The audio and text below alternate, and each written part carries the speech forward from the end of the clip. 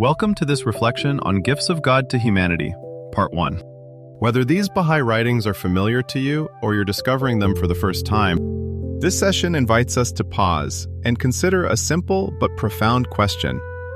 What has God given humanity? The passages we'll explore reveal that God's gifts are far more than material blessings. They include the very nature of who we are, the spiritual capacities we have been entrusted with, and the divine guidance that enables us to fulfill our purpose. Let's explore these gifts together. The first gift is our inherent nobility. One of the opening passages describes humanity as being brought from the nakedness of non-existence and clothed with the mantle of life. This beautiful image reminds us that life itself is a sacred gift. More importantly, every human being has been created with a spiritual reality capable of knowing God and reflecting His attributes. The writings describe this as our gem-like reality. Think about what that means. If every person possesses this hidden spiritual treasure, how might it change the way we see ourselves? How might it influence the way we treat our family, our friends, even people with whom we disagree? Seeing others through this lens transforms ordinary relationships into opportunities to recognize the divine dignity within every soul. The hidden words deepen this idea even further. Thy heart is my treasury. The heart is portrayed as a place where God has already placed precious treasure. Our task is not to create them, but to protect them from selfishness, pride, and the distractions that can obscure what has always been there. The next gift is our spiritual capacity. Among the many faculties God has given humanity are sight, hearing, touch, and understanding. Yet the writings give special emphasis to understanding, describing it as the foremost gift bestowed upon humanity. Why? Because understanding enables us to recognize truth, distinguish right from wrong, and discover the deeper meaning within creation. Knowledge alone is not enough. Understanding allows knowledge to become wisdom. One passage also draws our attention to something surprisingly simple. Sight belongs to the eyes. Hearing belongs to the ears. But touch extends throughout the whole body. This observation becomes a reminder that God's wisdom is reflected even in the design of our physical nature, pointing us toward the unity and harmony present throughout creation. The third gift is the invitation to transformation. Having received these capacities, we are called to develop them.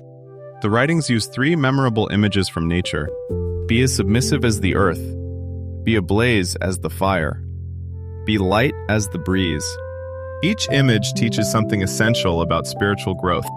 The earth quietly receives and nourishes life.